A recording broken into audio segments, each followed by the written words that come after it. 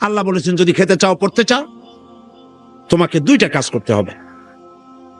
ওয়ালাউ আন্না হালাল কুরা আমানু ওয়াত্তাকাউ লাফাতাহনা আলাইহিম বারাকাতিম মিনাস সামাই ওয়াল আরদ। আল্লাহ পাক বলেন যদি জনপদের লোকেরা, দেশের লোকেরা দুইটা কাজ যদি করে, কয়টা কাজ? দুইটা কাজ যদি করে, আমি আল্লাহর উপরে যদি ঈমান আনে আর আমাকে ভয় করার নীতি যদি অবলম্বন করে চলে, তাহলে আমি রব্বুল আলামিন ওই দেশের মানুষের জন্য আকাশ আর জমিনের সব বরকতের দরজা খুলে দেব। কি ওয়াদা কার? আল্লাহ কি ওয়াদা ভঙ্গ করেন? কখনো তিনি কখনো ওয়াদা ভঙ্গ করেন না। সে আল্লাহ পাকের, তিনি বলছেন যে আমার রিস্কের মালিক আমি তোমাদেরকে সুযোগ দিয়েছি, গভর্নমেন্ট তৈরি করো, সরকার বানাও, এবং সরকার বানায়া আমার কোরআন দিয়ে দেশ চালাও। তবে কোরআন দিয়ে যদি দেশ না চালাও, কোরআন শরীফের মধ্যে আল্লাহ অন্যত্র বলেছেন ক্ষমতা দেই, ক্ষমতা দিয়া আমি চুপ বুঝে বসে থাকি না। আল্লাহ কি ঘুমান? বলেন আল্লাহ কি ঘুমান? হযরত মুসা আলাইহিস সালাম একদিন আল্লাহরে বলেন, আল্লাহ তুমি নাকি ঘুমাও না? আল্লাহ পাক বলেন অবশ্যই ঘুমাই না। তোমার বিশ্বাস হয় না? কয় আল্লাহ অবশ্যই বিশ্বাস হয়, তবে বুঝি না, আমার বুঝি আসে না। তো যখন তুমি বিশ্বাস করো, বুঝে যখন আসে না, তাহলে আমি বুঝাই দেব। বিশ্বাস না করলেই তো সর্বনাশ। বিশ্বাস না করলে কি সর্বনাশ। ইব্রাহিম আলাইহিস সালাম আল্লাহরে বলছিলেন রব্বি আরিনি কাইফা তুহিয়াল মাউতা, হায় আল্লাহ তুমি মরারে জিন্দা বানাও কেমনে? আল্লাহ কয় আওয়ালাম তুমিন, বিশ্বাস করো না? হযরত ইব্রাহিম আলাইহিস সালাম বললেন বালা। তিনি নাম বলতে পারতেন, নাম মানে হ্যাঁ, আর বালা মানে, দুটো শব্দের অর্থ একরকম না। যদিও ব্যবহারিক পদ্ধতিতে বিভিন্ন জায়গায় দুটো একই অর্থে ব্যবহার হয়, কিন্তু আর্থিক দিক থেকে অর্থাৎ পারিভাষিক দিক থেকে দুটো অর্থে ব্যবহার হয়। হযরত ইব্রাহিম বলতে পারতেন বিশ্বাস করিয়া, নাম। তিনি নাম বললেন না। আল্লাহ বললেন আওয়ালাম তুমিন, বিশ্বাস করো না? জবাবে আমার জাতির পিতা কে বললেন? আমার জাতির পিতা। চিল্লায় কোন কে? আমার জাতির পিতার নাম কি? আমার জাতির পিতা বললেন বালা। এর অর্থ কি? হয় নট। কেন নয়? অবশ্যই বিশ্বাস করি, ওয়ালাকিন লিয়াতমাইন্না কলব। কিন্তু আল্লাহ আমি যদি দেখতে পারি তাহলে আমার মনটা একটু ঠান্ডা হয়। শোনা কথা দেখা, এর মধ্যে একটু পার্থক্য আছে তো। আল্লাহ কয় তাহলে আমি তোমার দেখাবো। বিশ্বাস যখন করছো আমি তোমার দেখাবো। মুসা আলাইহিস সালাম কয় আল্লাহ তুমি নাকি ঘুমাও না? কয় ঘুমাই তো না। তুমি বিশ্বাস করো না? কয় করি। বুঝি না। কয় তাহলে বুঝাই, এক গ্লাস পানি নিয়ে আসো। মুসা আলাইহিস সালাম এক গ্লাস পানি নিয়ে আসলেন। আল্লাহ কয় দাঁড়াই থাকো। গ্লাস একটা নিয়ে মুসা আলাইহিস সালাম দাঁড়ায় আছেন। আল্লাহ মুসারে হুকুম করলেন গ্লাস নিয়ে দাঁড়াও, আর ঘুমেরে কইলেন মুসারে ধর। ঘুম এসে মুসা আলাইহিস সালামের ধরছে। এখন হাত গেছে শিথিল হইয়া, হাতের থেকে গ্লাস পড়ে ভাঙ্গা টুকরা টুকরা হয়ে গেল। মুসা আলাইহিস সালাম ভয় পেয়ে গেলেন। আল্লাহ রাব্বুল আলামিন বলেন ভয়ের কোনো কারণ নাই, আমি তোমাকে পরীক্ষার জন্য, বোঝার জন্য, তুমি বুঝতে পারো নাই আমি কেন ঘুমাই না, সেই বোঝাবার জন্যই গ্লাস হাতে নিয়ে দাঁড়ায় থাকতে বলছিলাম। তুমি মুসা একটা গ্লাস পানি নিয়ে কিছু সময়ের জন্য দাঁড়াতে পারলে না, ঘুম তোমাকে হাত শিথিল করে দিল, গ্লাস ভেঙে চুরের চুরমার হয়ে গেল। আর ওই তামাম বিশাল আকাশ, এই সোলার সিস্টেম, এই পৃথিবীতে আকাশে জমিনে গ্রহ নক্ষত্র সৌররাজি নবমণ্ডল ভূমণ্ডল কুল কায়নাত পুরা সৃষ্টি আমার হাতের মুঠার ভিতরে রয়েছে। গোটা পৃথিবীর সব কিছুর ট্রাফিক আমি আল্লাহ কন্ট্রোল করি। আমি যদি ঘুমায় যাই আকাশ আর জমিনের কোনো সিস্টেম আর বাকি থাকবে না। কোরআন শরীফের ভিতর আল্লাহ রাব্বুল আলামিন সাফ করে বলেছেন লা তাখুযুহু সিনাতু ওয়ালা নাওম। পড়েন লা তাখুযুহু সিনাতু ওয়ালা নাওম। আল্লাহর ঘুমও নাই, তন্দ্রাও নাই। সুবহানাল্লাহ। ঘুমও নাই, তন্দ্রা বুঝেন তো? জিমানি। আল্লাহ জিমায়ন, আল্লাহর কোনো ক্লান্তি নাই। সুবহানাল্লাহ। সে আল্লাহ রাব্বুল আলামিন, তিনি বলছেন ক্ষমতা দিয়া ঘুমাই না, লিনানজুরা কাইফা তা'মালুন। ক্ষমতা দিয়ে লিনানজুরা কাইফা তা'মালুন, তাকায়া থাকি তুমি তোমার জনগণের সাথে কি আচরণ করো। জনগণের ভাগ্য বদলাও না দলের ভাগ্য বদলাও, তাকাইয়া দেখি। সেই আল্লাহ পাক আগের মতো আছেন না উল্টো পাল্টা হয়ে গেছে? আছে কিনা? আয়াতুল কুরসির ভিতরে আমরা পড়ে থাকি আল্লাহু লা ইলাহা ইল্লা হুয়াল হাইয়ুল কাইয়্যুম। আল্লাহ ছাড়া কোনো ইলাহ নাই, তিনি চিরজাগ্রত, তিনি চিরঞ্জীব। যেমন ছিলেন তেমন আছেন, তেমন সুবহানাল্লাহ। এখন আল্লাহ পাক কি বলছেন? উদখুলু ফিস সিলমি কাফা। যারা ঈমান আনছো, আমরা ঈমান আনছি কিনা? আচ্ছা, আমি একটু ঈমানদারদের সংখ্যাটা দেখি, কতজন ঈমান আনছি। আলহামদুলিল্লাহ। হাত নামান। আমরা সবাই ঈমানদার, আমরা সবাই কি? তো ঈমানদারদেরকে আল্লাহ পাক বলছেন উদখুলু ফিস সিলমি, পরিপূর্ণরূপে দাখিল হয়ে যাও। কিসের মধ্যে? সিলমের মধ্যে। আত্মসমর্পণ করো, সারেন্ডার্ড হয়ে যাও। আমাদের জাতির পিতা হযরত ইব্রাহিম আলাইহিস সালামকে আল্লাহ রাব্বুল আলামিন অর্ডার করলেন আসলিম, সারেন্ডার কর। আসলিম, সারেন্ডার কর। কাকে বললেন? জাতির পিতাকে। কাকে বললেন? জাতির পিতা হওয়া এত সোজা নয়। গোটা মুসলিম মিল্লাতের পিতা, তাকে পরীক্ষা দিতে হয়, ইমানের পরীক্ষা, হাবিজাবি ফালতুর পরীক্ষা না। কিসের পরীক্ষা? ইমানের পরীক্ষা, আগুনের পরীক্ষা। নিজের কলিজার টুকরা সন্তান আল্লাহকে খুশি করার জন্য জবাও করার পরীক্ষা। এরপরে জাতির পিতা হওয়া যায়। মানুষের উপরে জাতির পিতা চাপাই দিলে জাতির পিতা হয় না। জাতির পিতা আল্লাহ বানান। কে বানায়? চিল্লায় কও, কে বানায়? ওই আল্লাহ পাক বলছেন, আমি ইব্রাহিম আলাইহিস সালামকে বললাম আসলিম, সারেন্ডার করো, মাথা নত করো, আত্মসমর্পণ করো।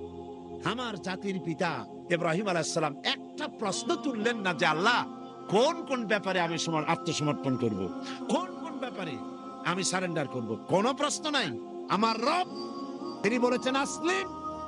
আমার জাতির পিতা এক সেকেন্ড দেরি না করে সঙ্গে সঙ্গে বলেছেন আসলামতু লিরাব্বিল আলামিন। পড়েন আসলামতু লিরাব্বিল আলামিন। সারেন্ডার্ড হয়ে গেলাম, আনকন্ডিশন, কোন শর্ত ছাড়াই, বিনা শর্তে, বিনা প্রশ্নে আমার রবের সামনে আমি আমার মাথা নত করে দিলাম। সুবহানাল্লাহ। আল্লাহ তারে গোটা বিশ্বের নেতা বানাবেন, গোটা বিশ্বের কিয়ামত পর্যন্ত মুসলমানদের জাতির পিতা বানাবেন। সেই জন্য আল্লাহ পরীক্ষা নিতে চাইলেন, জাতির পিতা তোমারে বানাবো, তবে তোমার ঈমানটা কেমন তা একটু টেস্ট করা দরকার। আল্লাহ টেস্ট করলেন, ফালাই দিলেন আগুনের মধ্যে। আগুনের ভিতরে ফালানো হচ্ছে। হযরত জিবরাইল বলছেন, ইব্রাহিম আমার কাছে সাহায্য চাও, আমি আগুন থেকে তোমারে বাঁচায় দেব, আমার কাছে সাহায্য চাও। চতুর্দিকে লোকেরা দাঁড়ায় দেখতেছে, আগুনের ভিতরে এখনই পড়ে যাবেন। কোন মানুষ এমন আছে এইভাবে করে আগুনে সহজে পড়তে পারে, যিনি জানেন আমি পুড়ে যাব, ওনার পরিণতি কি হবে, আগুনে পড়বেন কি পড়বেন না, তা তো ইব্রাহিম আলাইহিস সালামের জানা ছিল না, ঠিক কিনা? কিন্তু তিনি জিবরাইলের প্রশ্নের জবাব দিলেন, তার প্রস্তাবের জবাব দিলেন। জিবরাইল গো, আমি তোমার কাছে সাহায্য কেন চাইবো? আমি তো এমন কোন অন্ধ আল্লাহর ইবাদত করি না যে আল্লাহ তার বান্দার দুঃখ দুর্দশা নিজের চোখে না দেখেন। আমার আল্লাহ তো অন্ধ নন। তবে আমি আগুনে পুড়ে গেলে, আগুনের ভিতরে আমি পুড়ে ভস্ম হলে আমার রব যদি খুশি হয়ে যান, তাহলে আমি আমার রবকে খুশি করার জন্য 1000 বার পড়তে রাজি আছি। ঘট করে পড়ে গেলেন আগুনের ভিতরে। ইমানে তিনি পাস করলেন, ফার্স্ট ক্লাস ফার্স্ট হয়ে গেলেন ইমানের পরীক্ষায়। আমার আল্লাহ রাব্বুল আলামিন ইব্রাহিম দড়ি ছিঁড়ে আগুনের ভিতরে পড়ার আগে রব্বুল আলামিন আগুনের প্রতি নোটিশ করে দিলেন, ইয়া নারু কুনি বারদাও ওয়া সালামান আলা ইব্রাহিম। হে আগুন, আমার ইব্রাহিমের জন্য শান্তিদায়ক ঠান্ডা হও। সুবহানাল্লাহ, শান্তিদায়ক ঠান্ডা হও। এমন ঠান্ডা হইল, আগুন তো জ্বলতেছে, কিন্তু ইব্রাহিমের বসন্ত দূরের কথা, গায়ের জামাও পড়ে নাই। সুবহানাল্লাহ। এ হলো জাতির জাতির পিতা, ইমানের পরীক্ষা। তিনি বলেছেন, আসলামতু লিরাব্বিল আলামিন, আমি আমার প্রভুর সামনে মাথা নত করে দিলাম। আল্লাহ আবার পরীক্ষা করলেন, এক পরীক্ষা হলো না, পৃথিবীবাসীর সামনে তোমাকে দেখাতে হবে যে তুমি সত্যি জাতির পিতা হওয়ার যোগ্য। সুবহানাল্লাহ। সবেমাত্র ৮০ বছর বয়সের সময় ছেলে হয়েছি হযরত ইসমাইল। আল্লাহ রাব্বুল আলামিন অর্ডার করলেন, চলে যাও, এই নবজাতক সন্তান আর তার মাকে নিয়ে মরুভূমির ভিতরে রেখে আসো। কি কত বড় মারাত্মক অর্ডার! সারা জীবনের শেষ প্রান্তে এসে একটি মাত্র কলিজার টুকরা সন্তান পেয়েছেন, বউ আর বাচ্চা সুদ্ধা ফেলে আসতে হবে মরুভূমির মধ্যে। আশ্চর্য কথা। কোনো প্রশ্ন করেন নাই যে আল্লাহ নিষ্ঠুর ওয়াদাটা, এই অর্ডারটা আমারে কেন তুমি করলা? আমার উপরে এত বড় কঠিন পরীক্ষা, এ তো আগুনের পরীক্ষার চাইতে আরো মারাত্মক। আমি আমার বাচ্চাকে কেমনে মরুভূমিতে বানায় রেখে আসবো? কোনো প্রশ্ন করেন নাই। এখন আল্লাহর ঘর যেখানে, মক্কা শরীফে আল্লাহর ঘরটা যেখানে দাঁড়িয়ে আছে, এইখানে হযরত ইব্রাহিম আলাইহিস সালাম তার ছেলেকে আর স্ত্রীকে রেখে এলেন। হযরতে হাজরা বলেন, ইব্রাহিম, আমাকে যেখানে রেখে যেতেছ, এর কারণটা কি? আমি কি অপরাধ করেছি কোন কারণে আমার নবজাতক সন্তান শুদ্ধ এখানে তুমি রেখে যেতেছ? কোনো জবাব নাই। আবার জিজ্ঞেস করলেন, কেন রেখে যেতেছ? কোনো জবাব নাই। তৃতীয়বারে হযরত হাজরা বুঝতে পারলেন তার স্বামী আল্লাহর পয়গম্বর, আল্লাহর নির্দেশ ছাড়া কোনো কাজ তিনি করবেন না। তিনি প্রশ্ন করলেন, ইব্রাহিম, এটা কি আল্লাহর হুকুম নাকি? হযরত ইব্রাহিম বললেন, হাজরা গো, আল্লাহ পাকের হুকুমেই আমি তোমাকে রেখে গেলাম।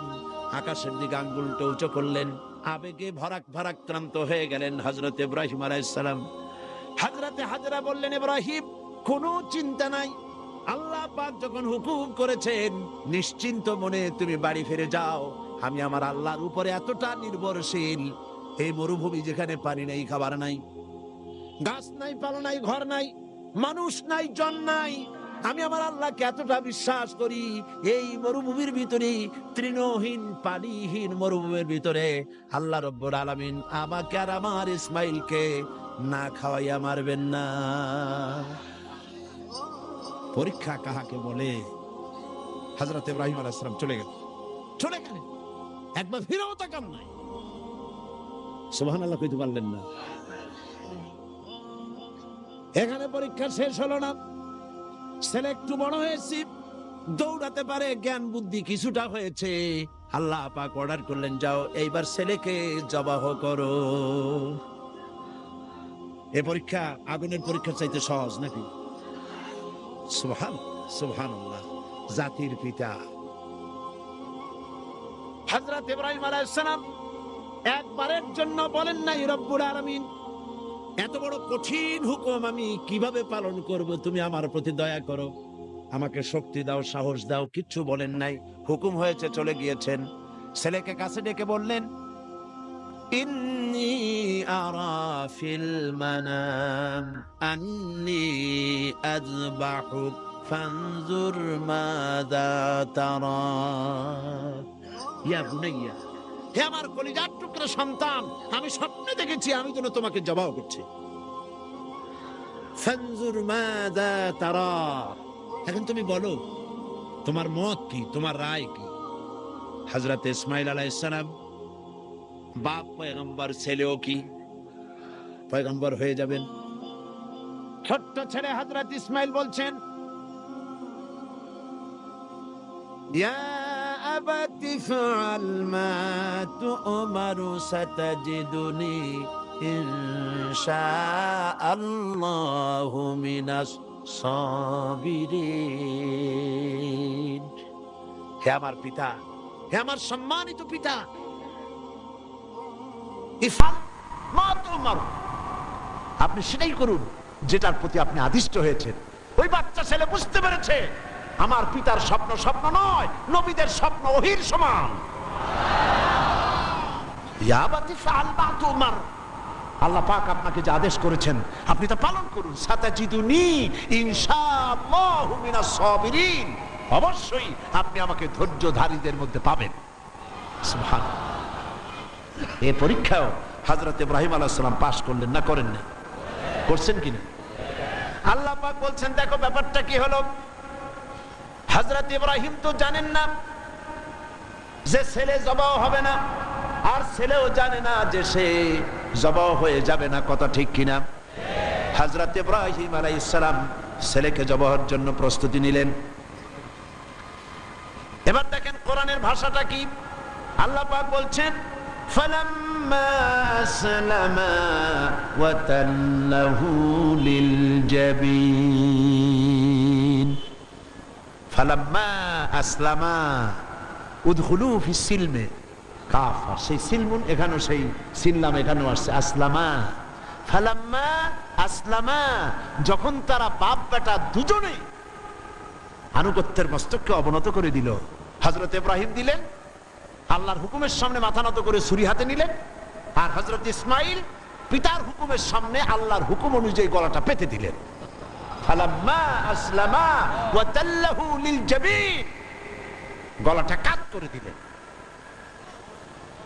হযরত ইসমাইল বললেন আব্বা একটি কাজ করুন, আমাকে জবাহ করার আগে আমার হাত পা একটু ভালো করে বেঁধে দিন, আর আপনার নিজের চোখটাও একটু ভালো করে বাঁধেন, কারণ আমি আপনার একমাত্র সন্তান। আমাকে জবাহ করতে গেলে আমার গলার উপরে যখন ছুরি ধরবেন আপনার কলিজায় মায়ার উদ্রেক হয়ে যেতে পারে। চোখটা বেঁধে নেন আর আমার হাত পা বাঁধেন, যাতে করে আমার হাত পা আপনার গায়ে না লাগে। আর আমি মরে যাও, আমি জবাহ হয়ে যাওয়ার পর আমার রক্ত মাখা জামাটা নিয়ে আমার মাকে দিয়ে দিবেন, আর বলবেন ইসমাইলের সঙ্গে কিয়ামতের দিন তোমার সঙ্গে দেখা হয়ে যাবে। হযরত ইব্রাহিম আলাইহিস সালাম ইসমাইলকে বাঁধলেন, নিজের চোখ বাঁধলেন, হযরত ইসমাইলকে জবাহ করতে যাবেন। হযরত ইসমাইল বলেন আব্বা আমার একটা ভুল হয়ে গেছে, আমার হাত পায়ের বাঁধন খুলে দেন। হযরত ইব্রাহিম বাঁধন খুলে দিলেন, আর জিজ্ঞেস করলেন বাঁধতে বললে আবার খুলতে বললে কেন? হযরত ইসমাইল বললেন বাঁধার পরে আমার মনের মধ্যে একটা চিন্তা জাগলো, হাত পা বন্ধন অবস্থায় যদি আমারে জবাহ করা হয় তাহলে না জানি কিয়ামতের ময়দানে এমন প্রশ্ন উঠতে পারে যে ইসমাইল আল্লাহর হুকুমে রাজি ছিল না বলে তার বাবা তার হাত পা বেঁধে জবাহ করেছিল। এই প্রশ্ন যাতে না উঠতে পারে হাত পা ছেড়ে দেন, আমি ধৈর্য ধারণ করব, নড়ব না। সুবহানাল্লাহ। হযরত ইব্রাহিম আলাইহিস সালামকে আল্লাহ পাক এই পরীক্ষায় পাশ করায় দিলেন। তিনি পরীক্ষায় পাশ করলেন। আল্লাহ রাব্বুল আলামিন এবার আমার জাতির পিতাকে ডাকতেছেন, ওয়া নাদাইনাহু আইয়া ইব্রাহিম قد صدقت الرؤيا إنا كذلك نجزي المحسنين وناديناه أن يا إبراهيم, আমি ইব্রাহিমকে ডেকে বললাম ও ইব্রাহিম قد صدقت الرؤيا, তুমি তোমার স্বপ্নকে বাস্তবে রূপ দিয়েছো। সুবহানাল্লাহ, স্বপ্নকে বাস্তবে রূপ দিয়েছো।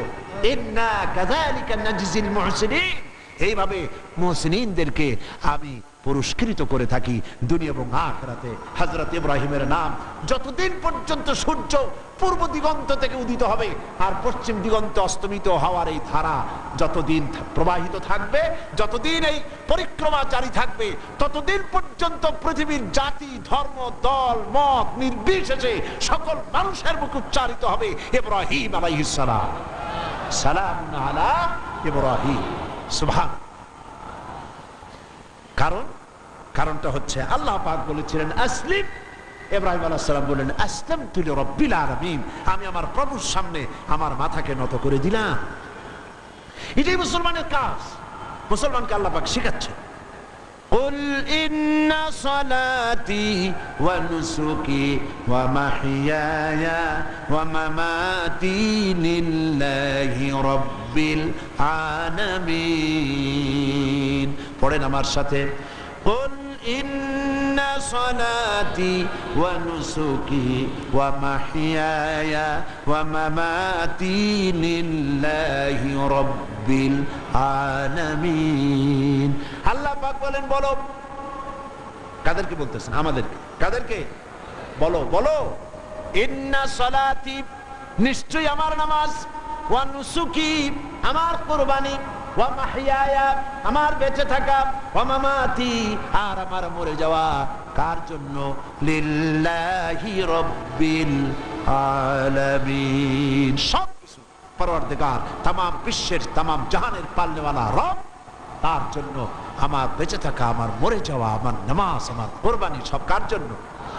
চিল্লায় কোন কার জন্য আল্লাহ পাকের জন্য এই কথাই আল্লাহ পাক বলছেন উদখুলু ফিস সিলমে কাফা পরিপূর্ণ রূপে ইসলামের মধ্যে দাখিল হয়ে যাও একটু একটু না রাজনীতিতে তুমি রাজনীতিতে যাবা আমেরিকার দিকে গণতন্ত্রের দিক থেকে যাবা আমেরিকার দিকে রাজনীতির দিক থেকে যাবে তুমি ব্রিটিশের দিকে সংস্কৃতির দিক থেকে যাবা তুমি শান্তিনিকেতন তুমি যাবা দিল্লি গয়া কাশী এর নাম মুসলমান না এগুলোর নাম মুনাফিক এগুলোর নাম কি যারা বলেন নাম কি তোমাকে যেতে হবে মক্কা মদিনা হতে হবে কোন পন্থী মক্কা মদিনা পন্থী হতে হবে উদখুলু ফিস সিলমে কাফা পরিপূর্ণ রূপে ইসলামের মধ্যে দাখিল হয়ে যাও অল্প একটু আধটু দাখিল হলে চলবে না সুতরাং ধর্ম নিরপেক্ষ হওয়ার কোনো সুযোগ ইসলামে নাই আছে আচ্ছা আপনারা আমাকে বলেন দুনিয়ায় কোন নবী ধর্ম নিরপেক্ষ ছিলেন বলেন একজন নবীর নাম কোন একজন নবীর নাম এই বিশাল জনসমুদ্রের কাছে আমি জানতে চাই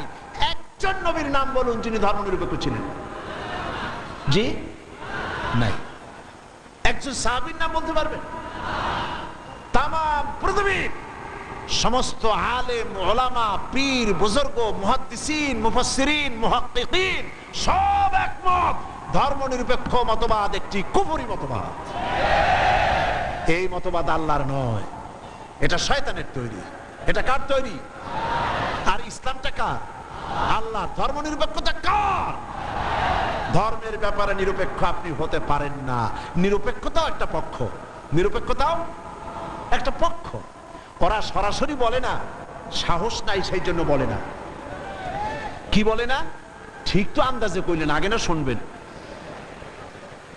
সরাসরি বলে না কারণ এদেশে মুসলমান বেশি সেই জন্য সরাসরি বলে না আল্লাহ নাই ওইটা বলতে পারে না বলে যে আল্লাহ আছে তবে তাদের জায়গাটা একটু সীমাবদ্ধ কোথায় এই জাতীয় মসজিদ বাইতুল মুকাররম তাও তার পাশে যে ফাউন্ডেশন আছে ও দূর আর যাবে না বাইতুল মুকাররম মসজিদ অন্যান্য মসজিদগুলি মসজিদ খানকা মাদ্রাসা এতিমখানা এর মধ্যে আল্লাহ এবং রসুলকে রাখা হয়েছে আর বাকি আমার জীবনের বিস্তীর্ণ অঙ্গনে অর্থনীতি সমাজনীতি রাজনীতি স্বরাষ্ট্রনীতি পররাষ্ট্রনীতি আমার সেক্রেটারিয়েট আমার ক্যান্টনমেন্ট আমার পার্লামেন্ট এসব জায়গাগুলি আল্লাহর উপরে 144 করা হয়েছে রসুলের প্রতি 144 চালু করা হয়েছে এখানে 144 ধারা আল্লাহও ঢুকতে পারবে না রসুলও ঢুকতে পারবে না আল্লাহ রসুলকে দুইটা ভাগ করা হয়েছে আমার নামাজ রোজা হজ যাকাত আল্লাহর কথা মতো আর আমার অর্থনীতি সমাজনীতি রাজনীতি এগুলি হবে আমার নিজের চিন্তা মতো এই চিন্তা যারা করেন তারা মুসলমান নন মুসলমান নন মুসলমান নন অবশ্যই মুনাফিক অবশ্যই কি এবার দেখেন আল্লাহ কি বলেন আমরা তো আন্দাজে কথা বলি না আমরা কি আন্দাজে কথা বলি আমাদের দলিল কি জোরে কন্যা দলিল কি আমার নবী বলেছেন মান ক্বালা বিহি সাদাকা আমার কোরআন আমার আল্লাহর কোরআন দিয়া যারা কথা বলে মান ক্বালা বিহি সাদাকা কোরআন দিয়ে যারা কথা বলে তারাই সত্য কথা বলে কারণ কোরআন হলো আল্লাহর কিতাব ওয়ামান আসদাকু মিনাল্লাহি কিলা আল্লাহর চাইতে সত্যবাদী আর কে হতে পারে আল্লাহ পাক বলছেন আফাতুমিনুনা বিবাদিল কিতাবি ওয়া তাকফুরুনা বিবাদ তোমরা আল্লাহ পাকের কিছু কথাকে মানবে আর কিছুকে করবে অস্বীকার এটাই তো ধর্মনিরপেক্ষতাবাদীদের কাজ ঠিক কিনা তারা নামাজ রোজা হজ যাকাত করে কার কথা মতো? বলেন না কার কথা মতো? কিন্তু অর্থনীতি, সমাজনীতি, রাজনীতি এগুলি আল্লাহর কথা মতো করে না। বরং এই কথাগুলি যদি কেউ বলে যে ধর্ম, রাজনীতি, অর্থনীতি, সমাজনীতি, ইলেকশন, ভোট, নির্বাচন, স্লোগান, সমাবেশ সব হতে হবে আল্লাহর কোরআন অনুযায়ী, তাহলে ওরা বলে এরা হচ্ছে মৌলবাদী, এরা হচ্ছে মৌলবাদী। আর এই কথাগুলি প্রচার করার জন্য তাদের পত্রিকার অভাব নাই, আছে। আজকে আমার সামনে এই মাহফিলে হাজার হাজার লোক আছে, কিন্তু টেলিভিশনের সামনে আছে কোটি কোটি মানুষ, ঠিক কিনা? পত্রিকা, 2-4টা পত্রিকা আছে বাংলাদেশে যেগুলি আল্লাহর কথা, ইসলামের কথা মহব্বতের সাথে জীবনের বিনিময়, জীবনের ঝুঁকি নিয়ে পত্রিকায় তারা প্রকাশ করে, ঠিক কিনা? বাকি শত শত পত্রিকা ঝড়ের গতিতে, টর্নেডোর গতিতে ইসলামের সাথে বিরোধিতা করছে কি না? করছে না? করছে কি না?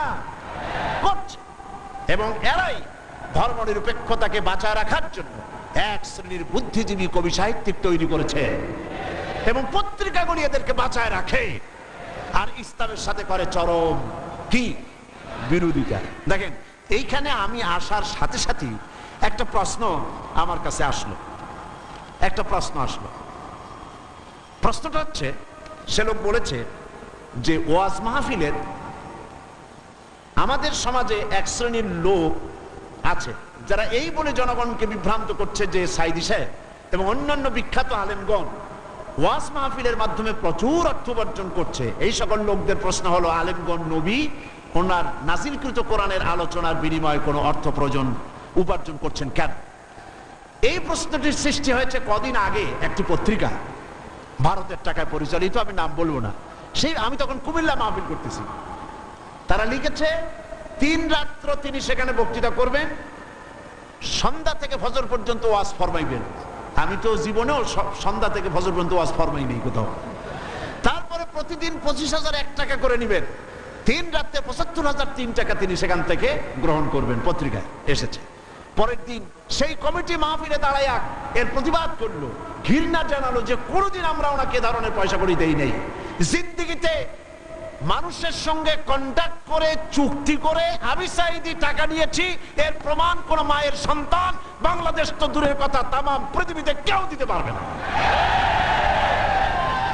পত্রিকাগুলি এগুলি ছেপে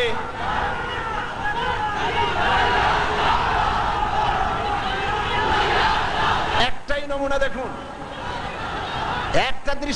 একটা দৃষ্টান্ত শোনাই। আমার একটা নির্বাচনী মামলা চলতেছিল, জানেন কিনা আপনারা? গত মাসখানেক আগে যখন হাইকোর্ট থেকে আমার বিপক্ষে রায়টা গেল, রায়টা হলো একজন মুশরিকের পক্ষে, বিচারপতিরা রায় দিয়েছেন। এ রায়ের প্রতি, বিচারপতিদের প্রতি আমার কোনো বক্তব্য নাই। আইনের প্রতি সবসময় আমরা শ্রদ্ধাশীল, বিচারকদের প্রতি শ্রদ্ধাশীল। রায় তারা যেটা দিয়েছেন, একজন মুশরিকের পক্ষে সেটা গিয়েছে, আমার বিপক্ষে গিয়েছে। এমন কোন পত্রিকা সেদিন ছিল না। পরের দিন প্রত্যেকটি পত্রিকার ব্যানার হেডলাইনে এত বড় অক্ষর দিয়ে লিখেছে, সাইদি আর এমপি নাই, তিনি কুপকার। কিন্তু গতকাল বাংলাদেশ সুপ্রিম কোর্ট এই কেসে হাইকোর্টের রায়কে স্থগিত ঘোষণা করে দিল, স্টে অর্ডার দিয়ে দিল। রায়টা আমার পক্ষে এসেছে, সেই জন্য বাংলাদেশের 2-1টা পত্রিকা ছাড়া কোন পত্রিকায় কোনো জায়গা হয় না। এগুলি প্রমাণ, এদের কলিজা চলে। আজকের এই মাহফিলের এই দৃশ্য দেখে কলিজায় আগুন লেগে যায় ওদের। আগুন লাগুক।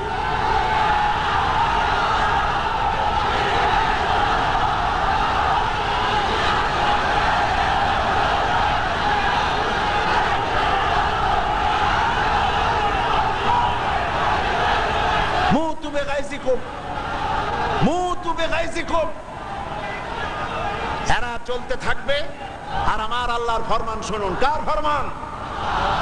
ইউরিদুনা লিইউতফিউ নূরাল্লাহি বিআফওয়াহিহিম ওয়াল্লাহু মুতিম্মু নূরিহি ওয়ালাউ কারিহাল কাফিরুন।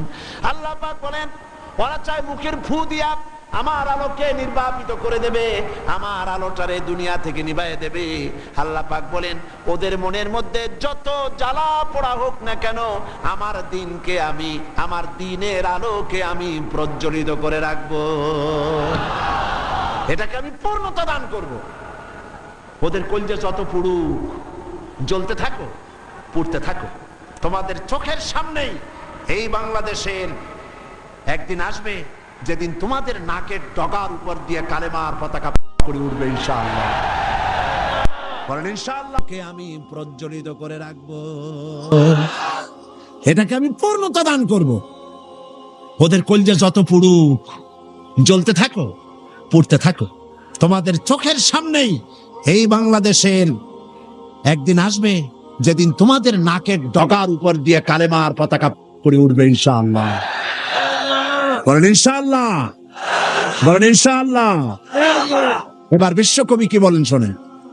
বিশ্বকবি আল্লামা ইকবাল বলেন, সতীজা কর রহা হ্যায় अजल से ताइम रोज, सतीजा कर रहा है अजल से ताइम रोज, चरागे मुस्तफावी से शरारे बुलहबीस। সে আবাহমান কাল থেকে শুরু করে পর্যন্ত নমরুদ, ফেরাউন, হামান, সাদ্দাত, আবু জাহেলের গোষ্ঠীরা নবুয়তের চারাগকে নিভায়ে ফেলতে চেয়েছে, কিন্তু তাদের হাজারো প্রচেষ্টা সত্ত্বে চারাগে মুস্তাফাবি রাসূল করিম সাল্লাল্লাহু আলাইহি ওয়াসাল্লামের জ্বালানো চারাগটা টিম টিম করে জ্বলতে রয়েছে। টর্নেডো, গর্কি এবং ঝড়ো হাওয়ার মোকাবেলা করে জ্বলতে থাকবে ইলা ইয়াউমিল কিয়ামা। কেউ ঠেকাতে পারবে না। পারবে কেউ ঠেকাতে? কেউ ঠেকাতে পারবে না। সুতরাং কোরআন শরীফের কিছু কথা মানবেন আর কিছু কথা মানবেন না, এটার নাম হচ্ছে মুনাফিকি। এটার নাম মুনাফিক। জীবনের সকল ক্ষেত্রে মানতে হবে কার কথা? আল্লাহর কথা। ধর্ম নিরপেক্ষতার অর্থই হলো ধর্মহীনতা। এই ধর্ম নিরপেক্ষতায় যারা বিশ্বাসী তারাই 1972 সনে বাংলাদেশের সবগুলি ইউনিভার্সিটির মনোগ্রাম থেকে ইকরা বিসমি রাব্বিকাল্লাযী খালাক রাব্বি জিদনি ইলমা কোরআনের আয়াতকে তারা তুলে ফেলেছিল।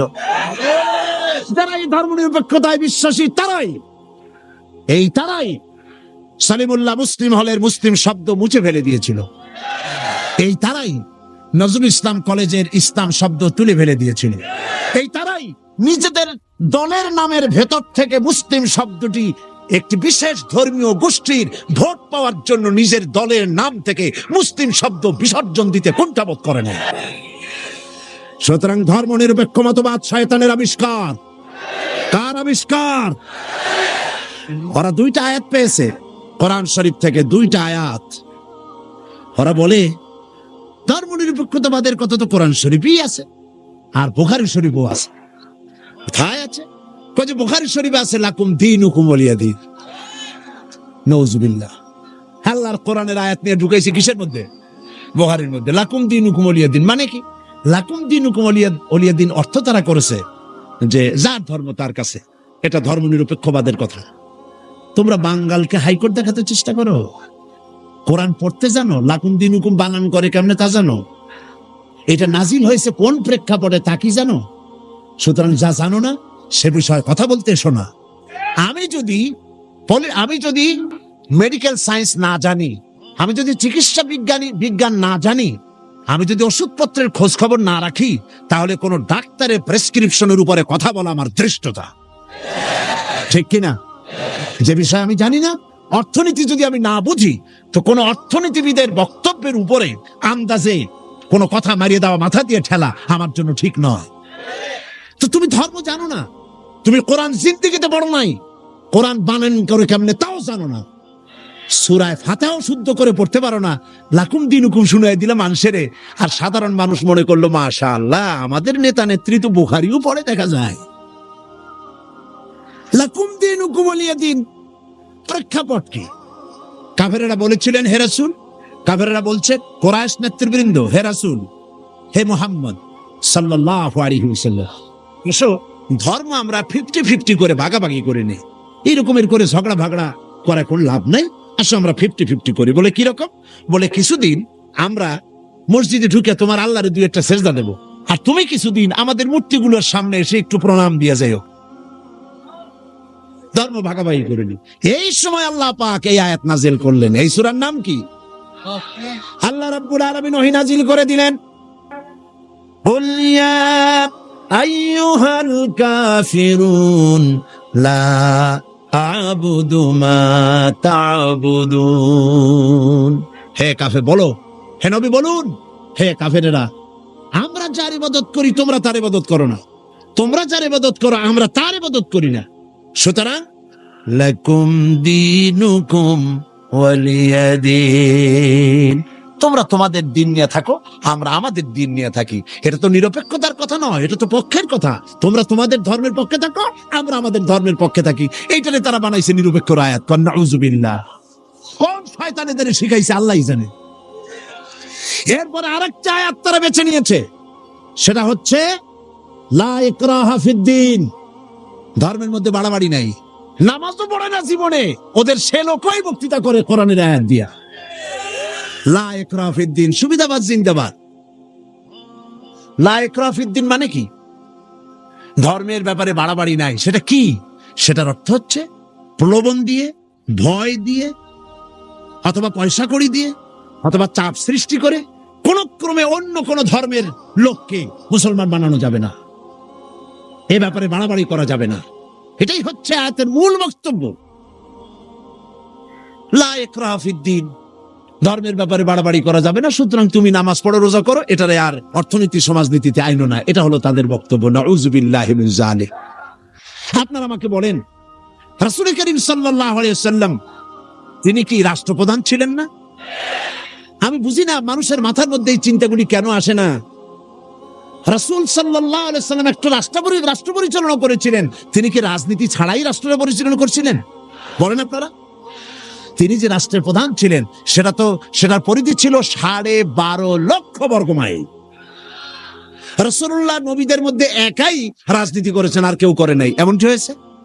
এই কোরআন শরীফে আর কারো নাম আপনারা জানেন যিনি রাজনীতি করেছিলেন, যিনি রাষ্ট্র চালিয়েছিলেন? বলেন তো নামটা কি? ইউসুফ আলাইহিস সালাম। তিনি খাদ্য এবং অর্থ দপ্তরের মন্ত্রী ছিলেন। একদিকে রাসূল, আর একদিকে অর্থ এবং খাদ্য দপ্তরের মন্ত্রী। কোন দেশের? মিশরের। এরপরে গোটা মিশরের প্রেসিডেন্ট হলেন কে? ইউসুফ আলাইহিস সালাম গোটা মিশরের প্রেসিডেন্ট, দাউদ আলাইহিস সালাম প্রেসিডেন্ট, সুলাইমান আলাইহিস সালাম तमाम পৃথিবীর প্রেসিডেন্ট, রাসূল করিম সাল্লাল্লাহু আলাইহি ওয়াসাল্লাম তিনিও প্রেসিডেন্ট। তিনি ইন্তেকাল করার পরে হযরত আবু বকর রাদিয়াল্লাহু তাআলা আনহু সহ সাহাবীরা রাজনীতি ছেড়ে দিয়েছেন নাকি? বলেন, ছেড়ে দিয়েছে নাকি? হযরত আবু বকর, যার সম্পর্কে রাসূলুল্লাহ বলেছেন तमाम পৃথিবীর মুমিনের ঈমান যদি এক পাল্লায় রাখা হয়, আর এক পাল্লায় যদি আবু বকরের ঈমান রাখা হয়, দুনিয়াবাসী দেখতে পাবে तमाम পৃথিবীর মুমিনের ঈমানের তুলনায় এক আবু বকরের ঈমানের পাল্লাটা ভারী হয়ে যাবে। তিনি খলিফাতুল মুসলিমিন ছিলেন, আমিরুল মুমিনিন ছিলেন, প্রেসিডেন্ট ছিলেন। হযরত ওমর রাদিয়াল্লাহু তাআলা আনহু গোটা বিশ্বের অর্ধেকটা পৃথিবীর প্রেসিডেন্ট ছিলেন, যার সম্পর্কে রাসূল বলেছেন লা নাবিয়্যা বা'দি ওয়ালা রাসূলা, আমার পরে নবীও হবে না, রাসূলও হবে না। কিন্তু যদি কেউ নবী হতো আমার পরে, লাকানা ওমর, ওমর অবশ্যই আল্লাহর নবী হয়ে যেতেন। হযরত ওসমান জিন্নুরাইন তিনি প্রেসিডেন্ট ছিলেন। হযরত আলী কাররামাল্লাহু ওয়াজহাহু তিনি প্রেসিডেন্ট ছিলেন না?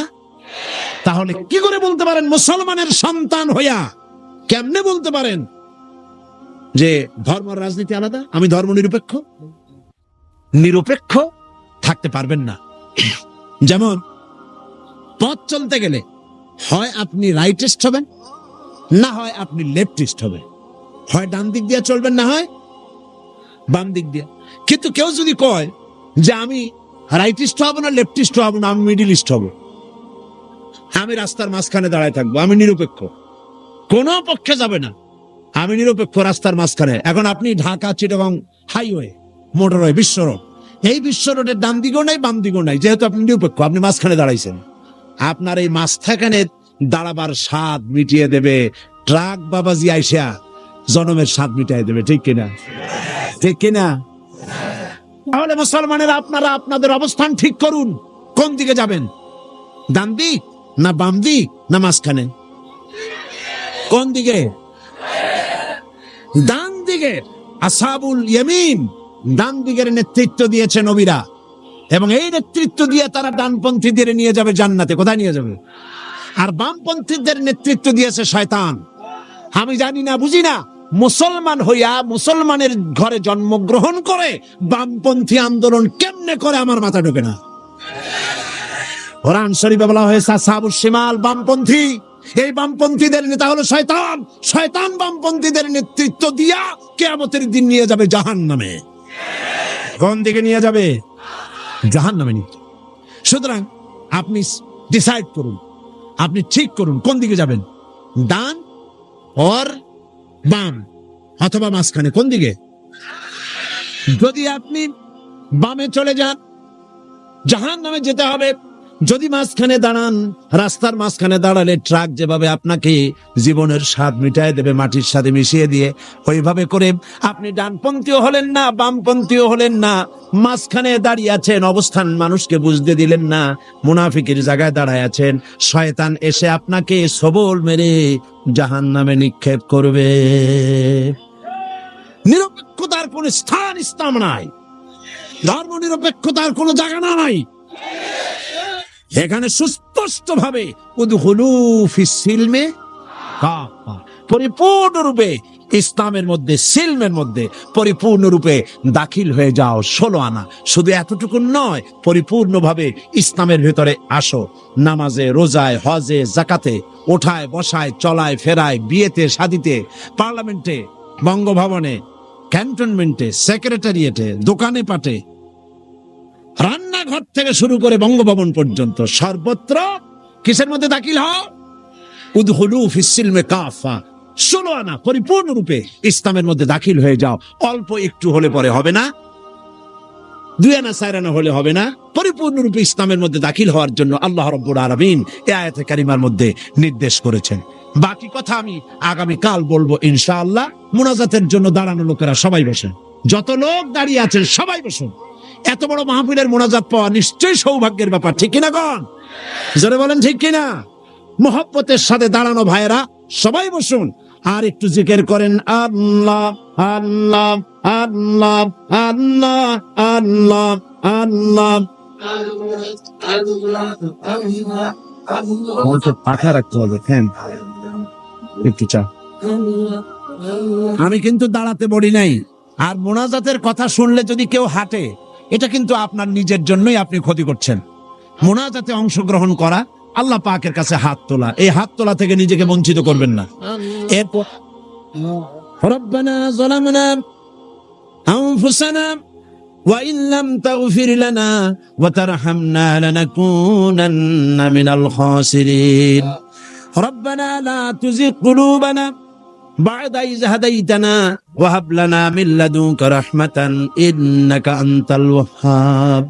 আয় আল্লাহ তাআলা, হাজার হাজার মুসলমান নরনারী পল্টনের এই ঐতিহাসিক ময়দানে কোরআনে কারীমের 3 দিন ব্যাপী তাফসীরুল কোরআন মাহফিলের আজকের এই প্রথম দিনে আমরা তোমার দরবারে কোরআনের আলোচনা করে হাত তুলেছি। মেহেরবানি করে সওয়াবটুকুন জনাবে মুহাম্মদ রাসূলুল্লাহ সাল্লাল্লাহু আলাইহি ওয়াসাল্লামের রূহ মুবারকে পৌঁছায় দাও। तमाम পৃথিবীর মাটির নিচে যত মুমিন মুমিনাত শুয়ে আছেন তাদের আর পরে সব পৌঁছায় দাও। হে আল্লাহ তাআলা, আমাদের মা বাপ যাদের দুনিয়া থেকে বিদায় হয়ে গেল, কবরগুলিকে জান্নাতের টুকরায় পরিণত করে দাও। রব্বির হামহুমা কামা রব্বায়ানি সগীরা। সবাই পড়েন রব্বির হামহুমা কামা রব্বায়ানি সগীরা। হে আল্লাহ তাআলা, আমরা জেনে না জেনে, বুঝে না বুঝে বহু গুনাহ করেছি। আল্লাহ দয়া করে আমাদের জিন্দেগীর সকল গুনাহ খাতা মাফ করে দাও রব্বুল আলামিন। এই মাহফিলের আয়োজন যারা করেছেন, বহু টাকা করি তারা খরচ করেছেন তোমার বান্দাদেরকে কোরআন শরীফ শোনার জন্য। আল্লাহ তুমি দয়া করে মেহেরবানি করে খিলগা পাঠাগার যে কষ্টটা করলো, পরিশ্রম করেছে, ঋণগ্রস্ত হয়েছে, এই ঋণ যেন থাকে না। তোমার বান্দাদের, বান্দা বান্দীদের দিলের মধ্যে মহব্বত পয়দা করে দিও। সকলে আর্থিক সহযোগিতা করে যেন পাঠাগারকে ঋণ মুক্ত করে দেয়। হে আল্লাহ তাআলা, এই মাহফিলের সূচনা করেছিলেন তোমার এক গোলাম শহীদ আবুল কাসেম আজ আর দুনিয়ায় নাই। আল্লাহ এক পাপিষ্ঠ তাকে দুনিয়া থেকে বিদায় করেছে। আল্লাহ তুমি দয়া করে মেহেরবানি করে আবুল কাসেমকে শাহাদাতের মর্যাদা দান করে দিও, জান্নাতুল ফেরদাউসে তার জায়গা করে দিও। রব্বুল আলামিন ইসলামী পাঠাগার, আল্লাহ তুমি এই পাঠাগারকে মঞ্জুর করে নিও রব্বুল আলামিন। আগামীকাল এবং পরশু আরো দুদিন এখানে মাহফিল হবে। আল্লাহ তুমি দয়া করে 2 দিন মাহফিলকে তোমার কুদরত দিয়ে তুমি পরিচালনা করে দিও রব্বুল আলামিন। অনেকেই দোয়া চেয়েছে, কোরআনের মাহফিল সকলের মনের আশা, দোয়া করলে কবুল হয়ে যাবে, চাইলে কবুল হবে, এই মনের আশা নিয়ে এসেছে। আর আমরা জানি তুমি বলেছো দুউনি আস্তাজিব লাকুম, আমারে ডাকো আমি ডাকের সাড়া দেব। আল্লাহ আমরা ডাকতেছি, ডাকের সাড়া তুমি দিয়ে দাও রব্বুল আলামিন। যত মানুষ আশা করে এসেছে সমস্ত মুসলমান নরনারীর মনের আশা আল্লাহ বৈধ আশাগুলি তুমি পূরণ করে নিও। সিত্রুল আরশ মাসবুলুন আলাইনা ওয়া আইনুল্লাহি নাজিরাতুন ইলাইনা বিহাউলিল্লাহি লা ইয়াকদিরু আলাইনা আল্লাহুম্মা লা তুসাল্লিত আলাইনা মান লা ইয়ারহামুনা আল্লাহুম্মা ইন্না নাজআলুকা في نحورهم ونعوذ بك من شرورهم ربنا تقبل منا إنك أنت السميع العليم وتب علينا إنك أنت التواب الرحيم سبحان ربك رب العزة عما يصفون وسلام على المرسلين الحمد لله رب العالمين واجعل آخر كلمتنا عند الموت لا إله إلا الله محمد رسول الله السلام عليكم ورحمة الله